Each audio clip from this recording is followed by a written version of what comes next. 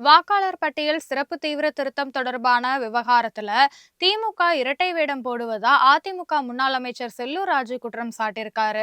வாக்காளர் பட்டியல் சிறப்பு தீவிர திருத்தத்தின் எஸ்ஐஆர் படிவங்களை அரசியல் கட்சிகிட்ட வழங்கக்கூடாதுன்னு மதுரை அதிமுக மாவட்ட செயலர்கள் செல்லூர் ராஜு, ராஜன் செல்லப்பா, உதயகுமார் ஆகியோர் கலெக்டர் பிரவீன்குமார் கிட்ட மனு கொடுத்திருக்காங்க.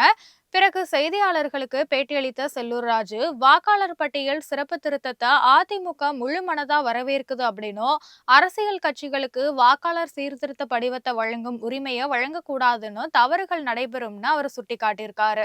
திமுக தொகுதியில நடைபெறும் தேர்தல் கூட்டங்கள்ல சிறப்பு திருத்தத்தை ஆதரிச்சுட்டு நீதிமன்றத்துல மற்ற இடங்கள்ல எதிர்ப்பும் தெரிவித்து வருவதாகவும், வாக்காளர் பட்டியல் சிறப்பு திருத்தத்தை ஆதரிக்குது அப்படின்னும், வாக்காளர் பட்டியல் சிறப்பு திருத்தத்துல திமுக இரட்டை வேடம் போடுதுன்னு விமர்சித்தாரு. கடந்த பல மாதங்களுக்கு முன்பு திமுக பொய்யாக அரசு அதிகாரிகள்னு கூறி மக்கள் கிட்ட அடையாள அட்டை, ஆதார் உள்ளிட்டதை பெற்றதாகவும் கூறிய செல்லூர் ராஜு, இது தொடர்பா ஏற்கனவே முன்பு இருந்த ஆட்சி தலைவர்கிட்ட புகார் அளித்ததாகவும் சொல்லியிருக்காரு.